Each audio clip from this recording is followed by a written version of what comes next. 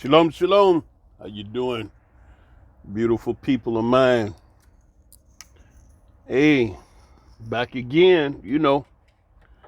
I gotta stay focused and keep you, you know, thinking about you, man, as much as we can. We have to think. This is a thinking man's game. This is a thinking woman's game. All right, let's go ahead and hit that subscribe button. We've been stuck on 6:53 for a few days. Let's get on going. Let's take care of the business. Go ahead and hit that subscribe button for your brother. I really appreciate it. Do that for me, please. I really appreciate that. Then the like button, hit that like, thumbs up. That way people that looking for the Nubian King, it'll be a little bit easier for them when they go in there and hit up Nubian King. Also, the notification bell, if you haven't done it, let's take care of that business. Okay, today I got some really, really, really, really painful, sad, terrible, awful subject I want to talk about. I just found out about this young brother, Michael Corey Jenkins, down there in Mississippi. The Mississippi police, the cops, they had this brother handcuffed on his knees. And they tased this brother repeatedly. And from what the witness say, it was literally witnesses there that saw this, what these damnable heathen did to this brother. The witness said that they tased this brother repeatedly to see who taser was the strongest.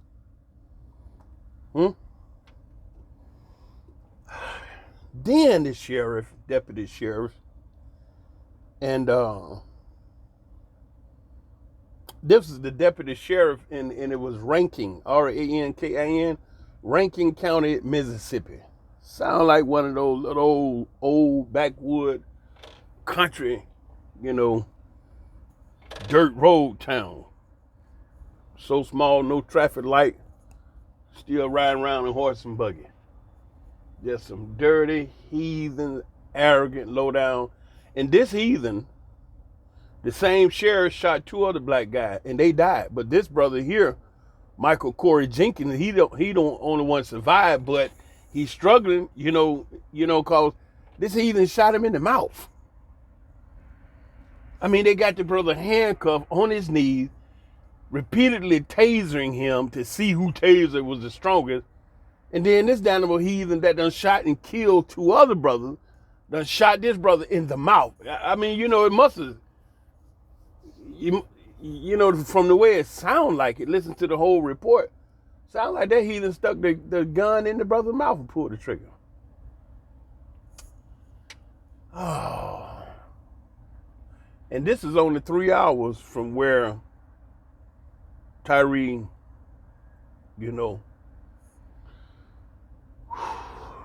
one behind the other, one behind the other, one behind the other, When you stop and really sit back and look at this here, police force in the United States of America had just become the biggest thuggish street game in the country. That the majority of the people are some white, evil, words can't even describe males that, it appears like they get on the police force to be able to do dirt to black men. Because they're going to look out for each other. They're going to, cover each other's dirt if you ain't black.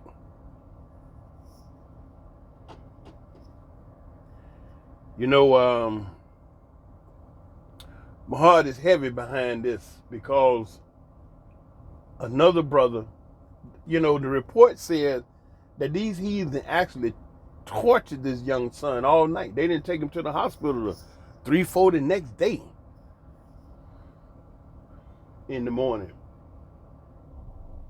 And because he's not dead, they got their people guarding the hospital room where the family, can't nobody get in to see him because he ain't dead now. And so the family is worried that these heathen may try to kill him in there in the hospital bed. The brother was beat, tased repeatedly while he was handcuffed, and then shot in the mouth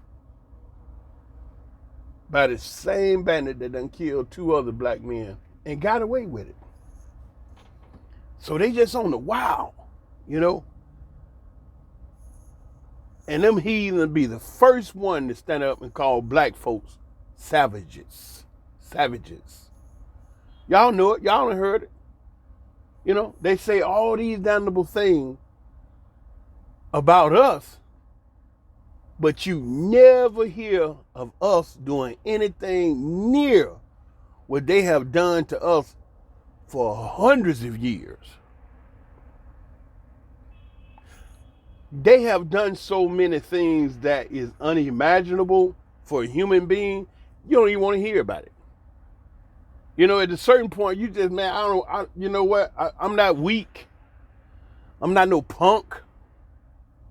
But I just don't want to hear it because this mess up my mode. You put me into the state where, you woof, man, and only in America.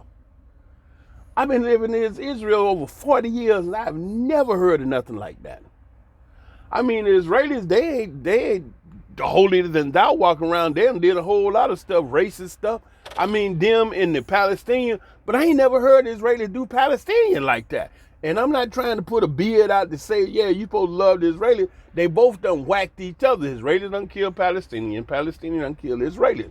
But I'm just saying, when you look at the Palestinian situation against the Israelis, then the Palestinian situation is the same as black people in America, but Palestinians don't go through what black people in America go through with white people over here with these Israelis, with these Jews. I'm just saying, I ain't never heard of a Palestinian going through this, like handcuffed, tased, shot in the mouth over and over and over again. But in America, one behind the other. And black men ain't doing this stuff. It's them white folks walking around, always calling the police, Karen, what you doing here? Put you out of the swimming pool. You don't supposed to be here. Just running up on black folks, reckless abandon, doing whatever the hell they want, because they know they can call they thugs in the blue uniform to come and beat your ass.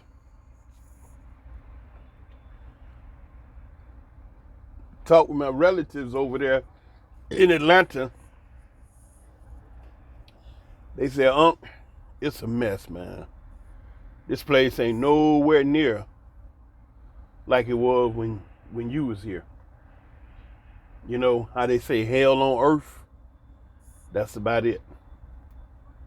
He say, man, you be nervous just out in the midst of people, Wow. There is no way to live. That is no way. You know what? That ain't even living.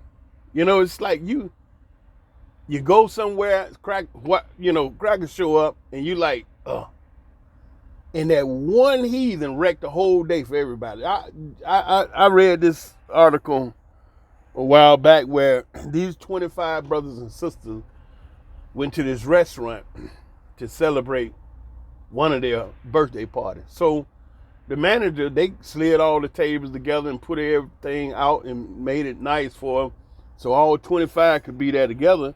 And they had 3 or 4 waiters, waiter, whatever, and they took care of them. And so the brothers and sisters was eating, doing their thing, enjoying the little night. And one white woman walks in, one white devil. And that heifer sits down over there on the other side of the restaurant. The brothers and sisters ain't bothering her. Ain't nobody bothering this heathen, but she tells the manager she's uncomfortable with all those niggas in here. That's what she tells the manager. And do you know the manager came and had all them brothers and sisters to leave? Now to show you how black folks is, it's 25 of them. Nobody raised hell. Nobody pissed the bitch. They said they were gonna sue. They went outside, and they talked about it. And on the social media, and then news channel picked it up and wrote an article, and that's how I found out about it. But the point is, they didn't go reckless abandon and ape shit on nobody. They just like, what? Paid the bill and left. But they always say we savages. You know what I'm saying? It's like the bandit stands up and he make claims that you this and you that and you this. And if you stupid enough and if you hypnotize enough, you'll believe it and won't even notice it's him that's doing every daggone thing. While he's standing up calling us savages, he is the savage, always doing savagery against the nicest, kindest people in the world, black folks. I don't give a flying flip what none of y'all say. The most kindest, warmest, loving, caring, thoughtful, helpful people on earth, black folks. You can't get a better deal. Do you know what I'm saying? You see, on the other side, that's why don't nobody fear black people. You know what I'm saying? Don't nobody fear us because we don't have a record like the white man. Everybody's scared of the white man. Why? Because the white man has shown himself and the white woman to be the most violent, the most ruthless, the most evil, the most wild, the most uncouth, the most barbaric heathen on the planet of Earth. I read this report 2 months ago where these people was having an affair.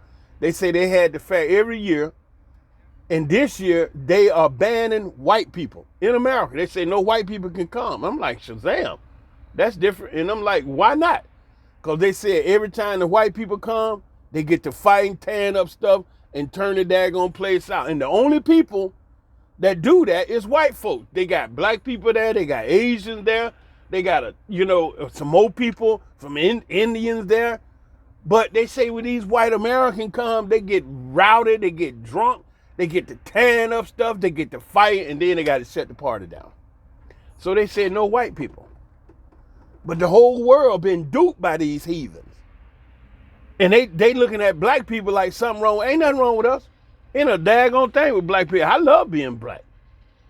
You know what I'm saying? Man, just think, if I was born white, I would be like some of these Israelis teaching the brothers in Tel Aviv how to dance. Can you imagine that? Man, I laugh my head off when the brothers say, he makes so much money teaching these people how to dance. I'm like, what?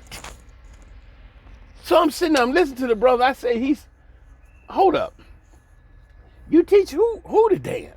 Because it's like I come from soul, rhythm, beats and grooves, scratching and mixing. You man, please, you can just beat on a glass and make a rhythm.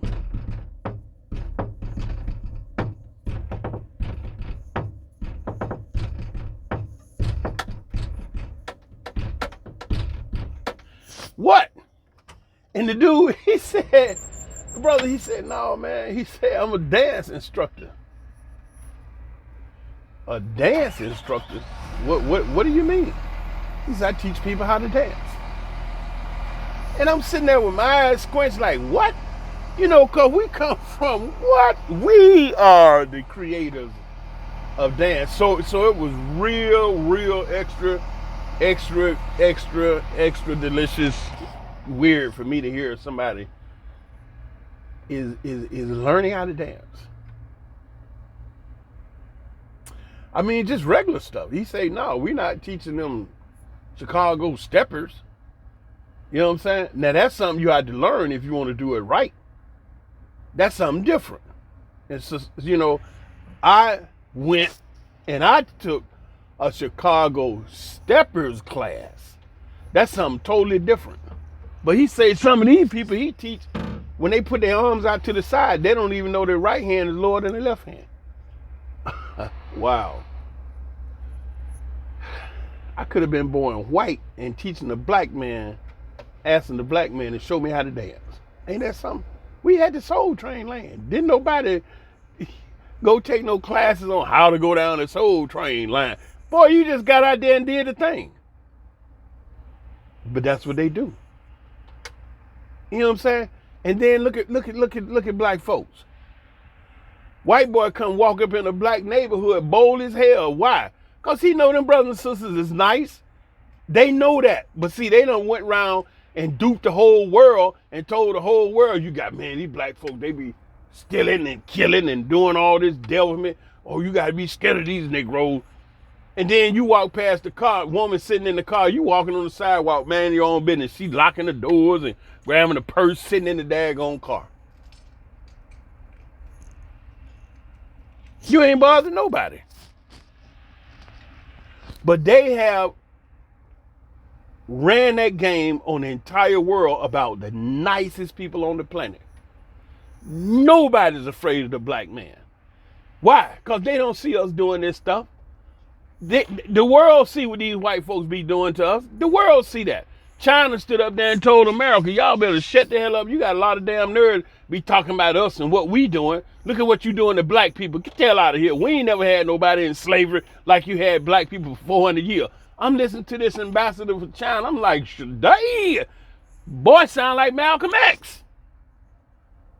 The Chinese, he getting on them white folks' ears.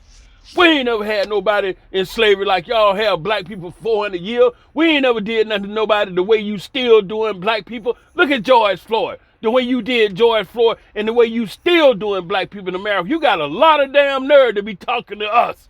This is what, I'm like, whoa, who is that? Malcolm X reincarnated in a Chinese? I'm like, damn.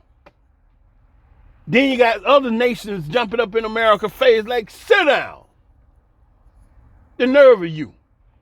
See, they done lost. See, America done went down the drain and they so arrogant. You know what I'm saying? It's just like, yeah, they gonna go down with the ship.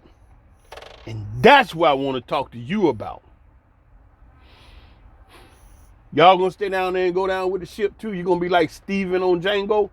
When the bandit gets shot, you gonna holler and scream louder than everybody? That's what you gonna do? Or you gonna stay there and wait till they whoop your butt too?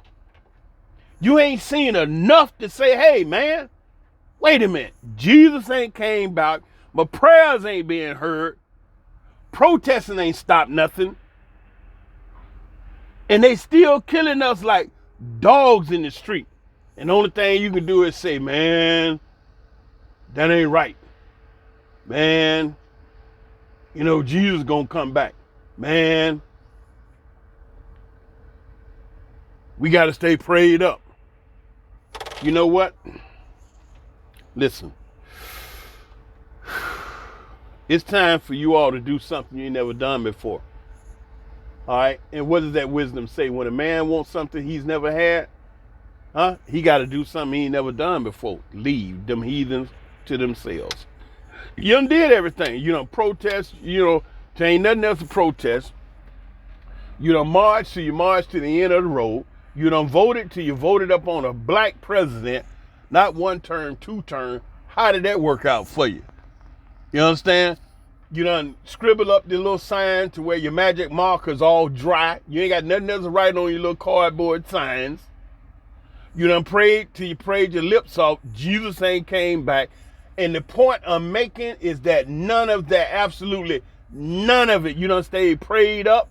Went to church. You done begged, you done screamed, you done spoke in tongues, you done threw your pocketbook down the church, you done flung your wig off, you done screamed and shouted and danced the jig and got the spirit, and you speaking in tongues and you speaking crazy and you doing everything, and nothing worked. Nothing.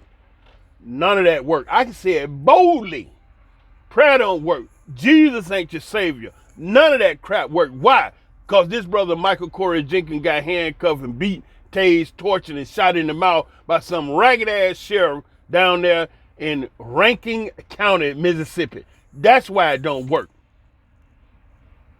That's why it don't work. Tyre Nichols, that's why it don't work. George Floyd, that's why it don't work. And all these other brothers and sisters like killed, raped, robbed, pillaged, and all kind of dirt done to them to evil ass barbaric white people that we don't know about. That's why it don't work. None of it worked. If that stuff had a work, damn it, I wouldn't be having this conversation. I'd be telling you about what a nice day it is. Woo! But I got to sit here and talk loud to you and hope you hear. One day you got to wake up and do something you've never done in order to get something you never had. You cannot continue to do the same daggone thing and expect something to change. You're crazy. That's the definition for insanity. If your head hurt and you keep getting up every day, beating yourself in the head, and you wondering why your head hurt, stop beating yourself in the daggone head. Now, you don't understand what I'm saying to you. I'm telling you all, it's time to separate from those damn barbaric heathens that do that, rally together, and they like that all the way up to the White House. Joe Biden, chief bandit, protect all them bandits. That is a situation where you cannot win. They change the laws to suit themselves. They move the pieces around the table. They make up stuff as they go. You cannot win in an environment like that. They tell you these are the rules, and they don't not stand by the rules. Just you. You standing over there being holding them down. I told y'all that you Bible thumpers and you believers in Jesus and all this daggone religion, you weak as wet toilet paper. You know, and you let the bandit just do any daggone thing to you. And the only thing you can do is talk about go and pray because you scared. That's what it is. You scared. I mean, hell, if you're scared, holler Red Rock. If you're scared, step out the damn way and let those that's got the spirit of David and his strength stand up and do something. You know what need to be done? I'm going to tell you what you ain't did. Leave. Yeah, you so scared when I start telling you about getting away from America, getting yourself separated from the heathen that's doing all this. Now you're going to come off on me and say, oh man, I ain't going, America the greatest country. Boy, you go over there, they take your passport and you can't come back. Fool! What the hell do you want to come back to? Oh, you want to come back and get your ass whooped. You see how stupid that is? Do you know how many thousands of black people in America just done left? The great brother, Marcus, Mosiah, Garvey, had free rides up out of America. Nobody left. Nobody left. You got a bunch of boule Negroes and went to college and think they know something dumb as the day is long, helping the white man to keep your black butt locked up just like the movie Django. You didn't see it? You didn't see Stephen working for the white man? Hey man, these people, they know each other. Oh, they playing you. And in the end, when the white man got shot, who screamed the loudest? Stephen. Top slave, top dog, top slave. You know, a lot of them people walk around, they top slaves right now. And so some of you black people that can hear me, I'm talking to you. Y'all gonna have to pack your stuff and leave. Talking to a sister last night, she said, Big bro, I'm so glad I talked to you. You done inspired me on another whole level. I said, okay, you want to go to Nigeria? She said, yeah, I want to go to Nigeria. I said, okay, cool. I had to turn the engine on the crane and reset the computer. Okay, she said, yeah, I want to go to Nigeria. I said, okay, cool. Well, let me ask you this. How much money are you trying to get up? Because I'm like, it's like you always saying you collected some money to go to Africa. I'm saying, do you have a figure in mind that you would like to step off the plane with when you get to Nigeria? She said, yeah. How much? She said, $3,000. What? That ain't bad. Then she rolled off to me. How she gonna have the money by the end of the month? I said, that's great. So you telling me in March, you gonna be landing in Nigeria? She said, that's the plan, Big Papa. Beautiful, beautiful, beautiful, beautiful. Now, understand this. I know that heathen done sat over there and told us, nigga, go home and called us, go back to Africa, you bunch of monkeys and all this kind of stuff. But they didn't want to always be doing monkey business. You see them. See, they don't report about what they be doing. Y'all don't know, the chart showed that white people top the chart on all type of crime and all type of, domestic violence. Yeah. Y'all don't know that it's white people that steal more social benefits than black people. They cause they can get on the TV and say you black people welfare. But you don't hear them talk about how much welfare white people steal and get and cheat. Y'all saw the guy, what was his name? The American football player cheated the system $1 million. Did y'all hear anything about it? No. Only thing you heard that he did it. Did anything happen to him? No. So how the hell you gonna win in a system like that? It's a set of laws for them and a set of laws for you. That white boy got that money. Ain't nobody did diddly squat to him. So you sitting over there in a country with a president that's so freaking corrupt, he can't even think straight. And they protected him. Look at what his son did. They talking about the laptop. Do you really know when they say the word the laptop, what are they saying? They're actually telling you that they have verifiable, beyond a shadow of a doubt, concrete proof, video, email, everything that shows that the Biden family, Joe Biden, Hunter Biden, and all the rest of them bandits, yes, they was committing crime. Yes, they was doing criminal stuff.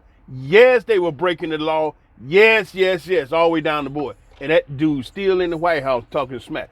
Y'all heard about the boy that wearing the glasses that lied about everything. Lied that he was Jewish, lied that he had a Jewish mother, lied that he went to Harvard, lied. Just don't know. Who is this guy? You know that dude's still in the doggone Senate, the Congress, whatever. He's still there. Just saw him up there the other day.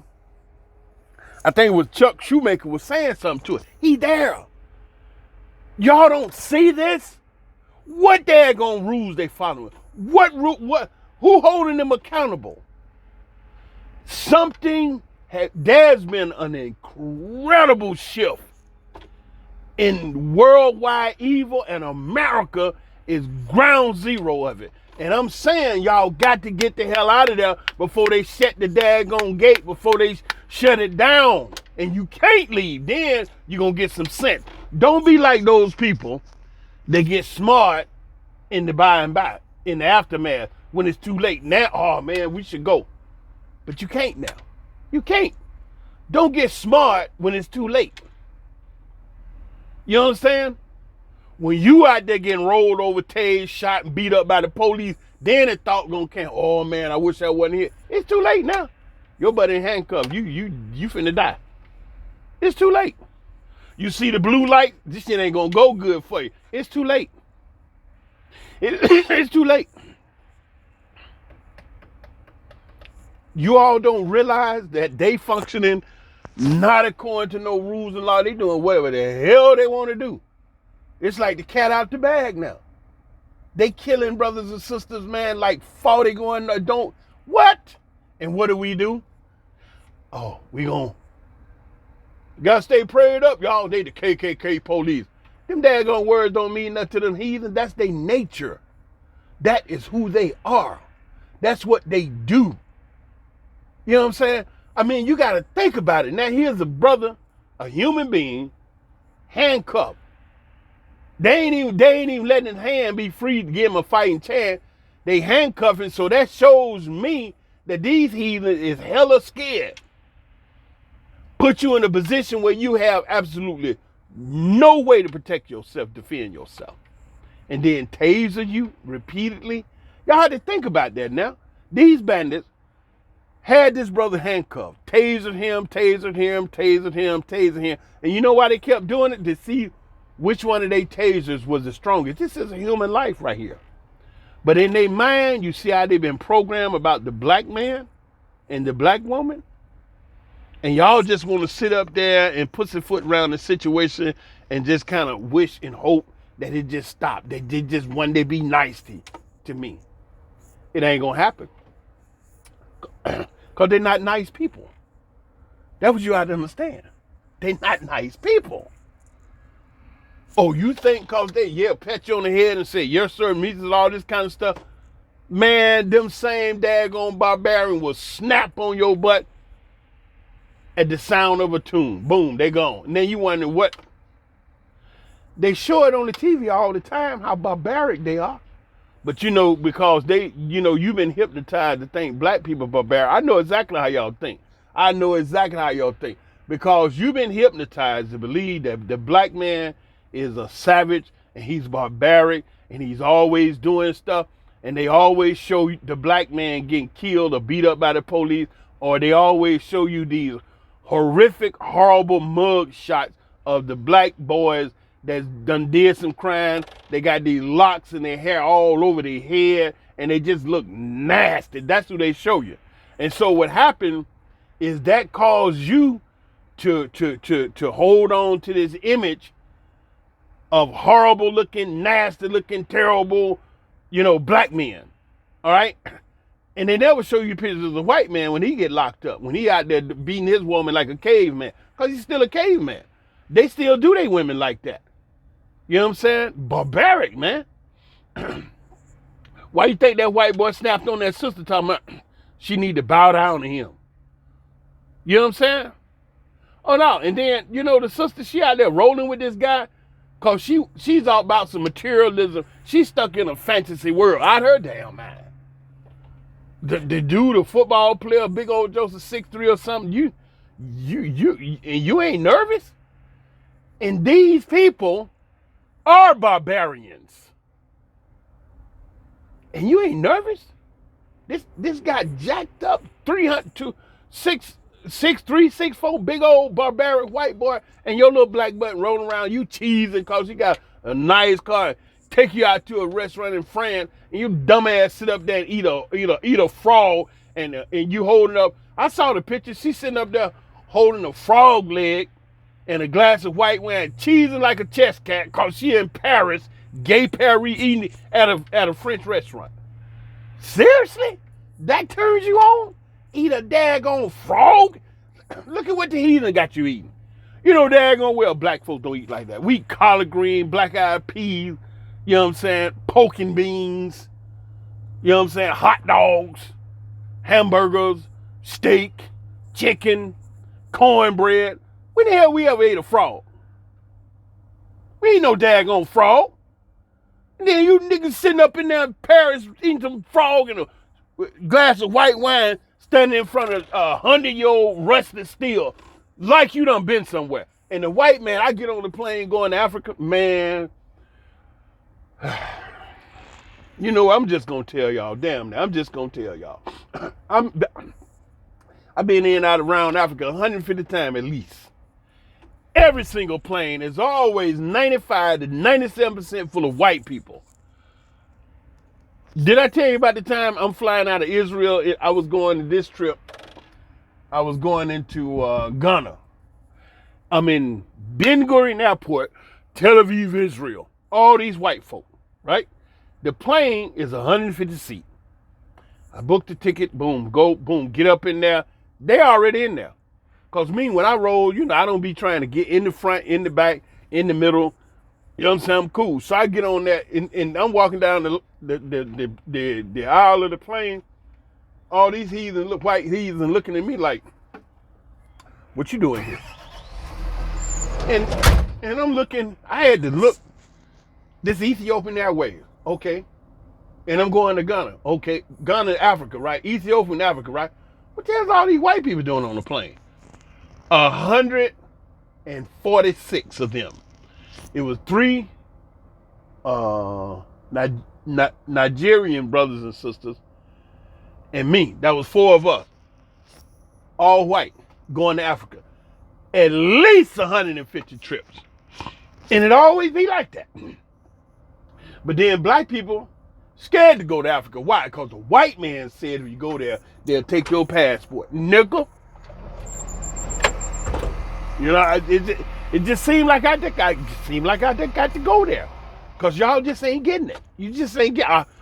I've been trying to be calm and nice with y'all and give you the benefit of the doubt, but you're not getting it because here's another brother dead. And I'm just saying to you, your prayers ain't work, your voting ain't work, your begging ain't work. I'm saying to you that you're scared, you're paralyzed, you don't know what to do. You so scared. This white boy is scared you into mental paralysis. That's where black folks is at now. The majority of black people now, still in America, you all are experiencing mental paralysis. Your mind, you're in a mental prison. That's where you at. That's exactly where you at.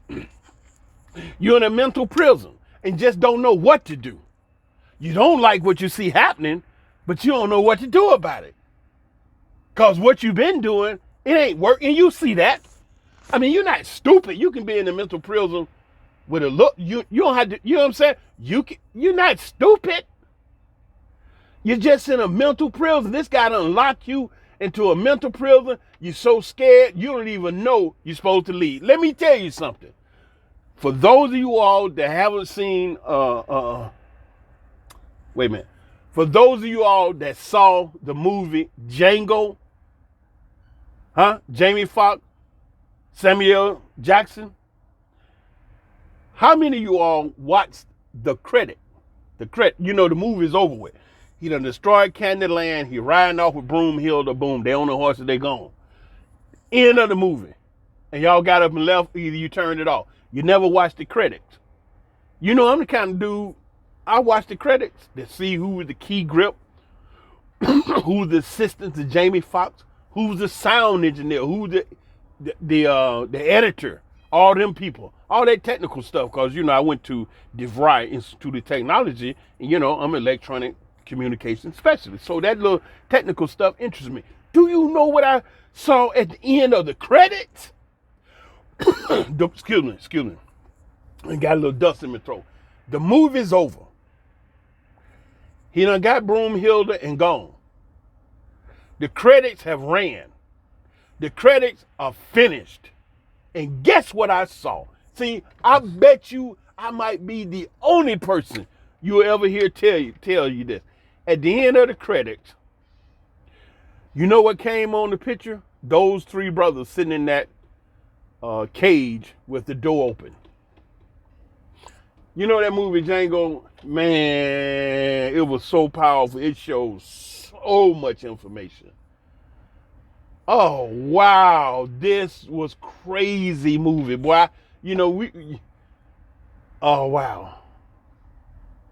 You know, me and my family watched that movie, and it took us over 4 hours to get through it because we were stopping, come in and stop. My oldest daughter literally got up, went and got her notepad, and came back and took notes.